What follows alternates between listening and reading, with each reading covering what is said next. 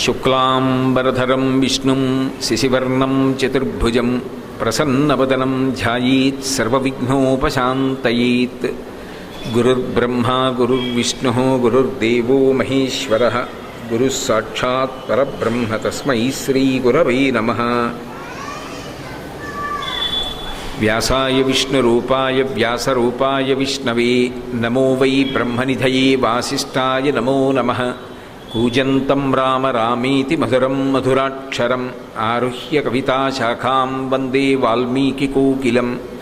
శృతిస్మృతిపురాణానాం ఆలయం కరుణాలయం నమామి భగవత్పాదశంకరం లోకశంకరం. శంకరం శంకరాచార్యం కేశవం బాదరాయణం సూత్రభాష్యకృతౌ వందే భగవంతౌ పునః పునః. వాగర్ధావివ సంపృక్తౌ వాగర్ధప్రతిపత్తయే జగతః పితరౌ వందే పార్వతీ పరమేశ్వరౌ. సూక్తిం సమగ్రయతున స్వయమేవ లక్ష్మీః శ్రీరంగరాజమహిషీ మధురైః కటాక్షైః. వైదగ్ధ్యవర్ణగుణగుంభనగౌరవైర్యాం కండూలకర్ణకుహరాः కవయోధయంతి. హైమోర్ధ్వపుండ్రమజహన్మకుటం సునాసం మందస్మితం మకరకుండలచారుగండం. బింబాధరం బహుళదీర్ఘకృపాకటాక్షం శ్రీవేంకటేశముఖమాత్మనిసన్నిధత్తాం. విమలపటి కమలకుటి పుస్తకరుద్రాక్షసస్తహస్తపుటి కామాక్షి పక్ష్మలాక్షి కలిత విపంచి విభాసి వైరించి. మనోజవం మరుతతుల్యవేగం జితేంద్రియం బుద్ధిమతాం వరిష్టం. వాతాత్మజం వనరయూధముఖ్యం శ్రీరామదూతం శిరసా నమామి. ఆపదామపహర్తారం దాతారం సర్వసంపదాం లోకాభిరామం శ్రీరామం భూయో భూయో నమామ్యహం. హరి ఓం. పరమేశ్వర స్వరూపైన సభకి నమస్కారం. ఆర్షమై ఇతిహాసమై ఆదికావ్యమై వేదోపబృంహణమై లోకమునకంతటికీ కూడా నడవడి విషయంలో మార్గదర్శనం చేసేటటువంటి పరమాద్భుతమైనటువంటి గ్రంథరాజం శ్రీరామాయణం. అటువంటి శ్రీరామాయణము పరమ సత్యమైనటువంటి కథ. అది కేవలము వాల్మీకి మహర్షి యొక్క కల్పన కాదు. అందుకే శ్రీరామాయణంలో వాల్మీకి మహర్షి కూడా ఒక వ్యక్తి. అటువంటి రామాయణంలో ప్రధానంగా సీతారాములిద్దరూ ఏ ఏ సందర్భాల్లో ఏ ఏ పనులు చేశారు అనేటటువంటిది లోకమునకు ఒక ఉపదేశము అన్న మాటని ప్రస్తావన చెయ్యకుండానే వాల్మీకి మహర్షి మనందరం కూడా పొందవలసినటువంటి వైభవం గురించి పరోక్ష ప్రస్తావన చేస్తారు. అత్యంత కీలకమైనటువంటి సన్నివేశములు కొన్ని ఉంటాయి రామాయణంలో. అటువంటి అత్యంత కీలకమైనటువంటి ఘట్టాలలో ఒకటి యుద్ధకాండలో రామచంద్రమూర్తి 100 యోజనముల దక్షిణ సముద్రాన్ని దాటి ఈవలిగొడ్డుకు వచ్చి లంకానగర ప్రవేశం చేసే ముందు సువేల పర్వతం మీద విడిది చేసి ఉన్నాడు.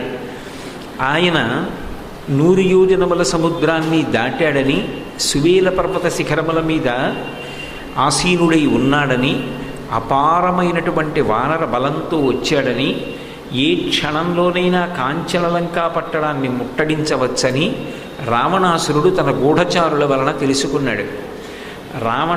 రావణాసురుని వంటి మహాభక్తుడు ఉండడం తక్కువే, రావణాసురుడి వంటి గొప్ప భోగి ఉండడము తక్కువే.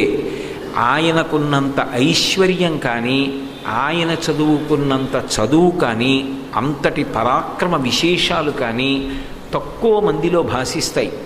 అందుకే వాల్మీకి మహర్షి రామాయణాన్ని చదివితే ఒక విషయం ద్యోతకమవుతుంది.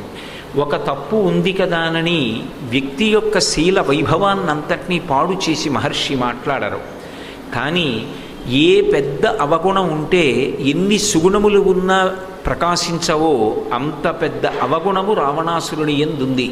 అదే పరదార యందు అనురక్తి, పరస్త్రీలను వాంఛించడం. అటువంటి రావణాసురుడు 100 యోజనముల సముద్రాన్ని రామచంద్రమూర్తి తన యొక్క వానర బలంతో దాటి వచ్చి సువేల పర్వతం మీద విడిది చేసి ఉన్నారన్న వార్త వేగుల ద్వారా తెలుసుకున్నవాడై కార్యాన్ని తేలికగా సాధించుకోవడానికి అత్యంత క్రూరమైనటువంటి బుద్ధితో ప్రణాళికా రచన చేశాడు. ఇది అత్యంత హేయమైన ప్రణాళిక చేశాడు. విద్యుజిహ్వుడు అని ఆయన దగ్గర ఉండేటటువంటి రాక్షసులలో ఒకడు. అపారమైనటువంటి ఇంద్రజాల మహేంద్రజాల విద్యలు ఎరిగినవాడు. దేన్నైనా మాయచేత సృజించగలిగినటువంటి సమర్థత కలిగినవాడు. అటువంటి విద్యుజ్జిహ్వుణ్ణి పిలిచి రాముని యొక్క శిరస్సు శరీరం నుండి తెగిపోతే ఎలా ఉంటుందో అలా రక్తధారలతోటి అత్యంత నీరసపడి కన్నులు మూసుకుని ఉండగా, అంటే సంహరింపబడినటువంటి రాముని యొక్క శిరస్సు ఎలా ఉంటుందో అటువంటి శిరస్సు, బంగారు కణుపులతో రాముడు పట్టుకునేటటువంటి ధనస్సు బాణము ఎలా ఉంటాయో అటువంటి ధనస్సు బాణములు నువ్వు నీ యొక్క మాయాశక్తి చేత తయారు చేసి నాకు ఇవ్వాలి అని అడిగాడు. వెంటనే విద్యుజిహ్వుడు పక్కకెళ్ళి తన యొక్క మాయాశక్తి చేత రామచంద్రమూర్తి యొక్క శిరస్సుని, రాముని యొక్క కోదండాన్ని, బాణాన్ని సృజించాడు. అవి పట్టుకుని అశోకవనంలో ఉన్నటువంటి సీతమ్మ దగ్గరికి వెళ్ళాడు.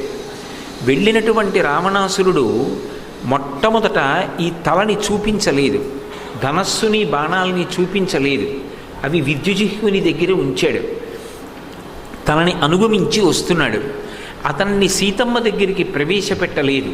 ప్రవేశపెట్టకుండా ముందు వెళ్ళి సీతామాతని నింద చేశాడు.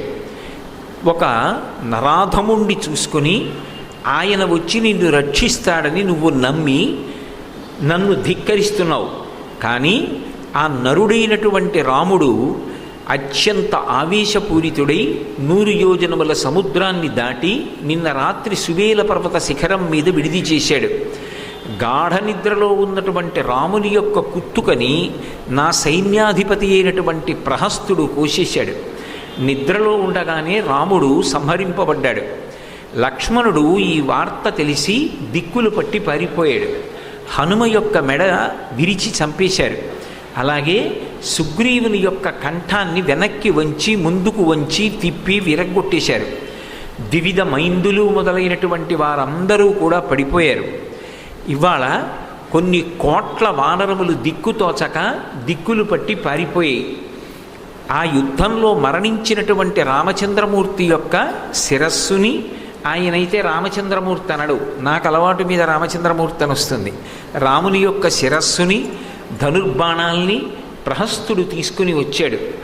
కడసారి నీకు చూపించడం కనీస ధర్మం అని చెప్పి వాటిని తీసుకొచ్చాను చూడు అని ఆ విద్యుజిహ్వుణ్ణి పిలిచాడు. పిలిచి రాముని యొక్క శిరస్సు, ధనుర్బాణములు అక్కడ ఉంచమన్నాడు. ఆ తల్లి అక్కడ కూర్చుని అత్యంత శోకమూర్తి అయి చూస్తోంది.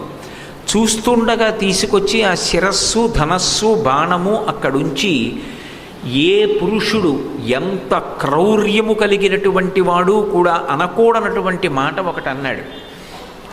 అవస్థాం పశ్చిమాం భర్తుం కృపణాం సాధువీక్షత అన్నాడు. ఇప్పుడు నీ భర్త యొక్క అవస్థాం పశ్చిమాం భర్తుం, చిట్ట చివరి అవస్థని పొందినటువంటి నీ భర్త యొక్క శిరస్సుని సాధు తనివితీరా చూడు, నెమ్మదిగా చూడు, ఏమీ నువ్వు కంగారు పడక్కర్లేదు, ప్రశాంతంగా చూసుకో. చూసేటప్పుడు నువ్వు ఎలా ఉంటావంటే కృపణ దీనురాలవై ఏడుస్తూ ఆ శిరస్సు వంక చూస్తావు. నాకు అది కావాలి, ఏది ఏడు చూడు అని ఆ శిరస్సు అక్కడ ఉంచాడు. పాపం నిజంగా ఆ తల్లి ఎంత ఏడ్చిందో ఆ రోజున, అంత బాధపడింది. అందులోనే అనేకమైనటువంటి వైదికమైన విషయాల్ని కూడా ప్రస్తావన చేసింది. అంత బాధ ఆవిడ పొందుతుంటే పరమ సంతోషంగా నిలబడ్డాడు. ఒక రాక్షసుని యొక్క బుద్ధి ఎంత ప్రమాదకరంగా ఉంటుంది అనేటటువంటి దానికి పరాకాష్ఠ రావణాసురుని యొక్క జీవితం. అవతల స్త్రీమూర్తి ఎంత బాధపడనివ్వండి, ఆయనకు అనవసరం. ఆయన అనుకున్నటువంటి కోరిక ఏది ఉందో అది సానుకూలమవడం ఒక్కటే ఆయనకి కావాలి. దానికోసం ఎన్ని అడ్డదారులైనా తొక్కడానికి కిందకి దిగొచ్చేస్తాడు. అంతటి మూర్తీభవించినటువంటి రాక్షసత్వమునకు ప్రతీక రావణాసురుడు. ఆ తల్లి విశేషమైనటువంటి దుఃఖాన్ని పొందింది. అంత దుఃఖాన్ని పొంది ఆవిడ ఉండగా అకస్మాత్తుగా ఒక బంటు అక్కడికి వచ్చాడు. వచ్చి రావణాసురుడితో మాట్లాడుతూ అత్యవసరంగా మీతో మాట్లాడడం కోసమని సేనానాయకులు మంత్రులు ఎదురు చూస్తున్నారు. అది రాజ్య సంబంధమైనటువంటి కార్యము. మీరు ఉత్తరక్షణం వచ్చి వారిని కలుసుకుని నిర్ణయం చెయ్యవలసి ఉంది. కాబట్టి మీరు వెంటనే రండి అన్నాడు.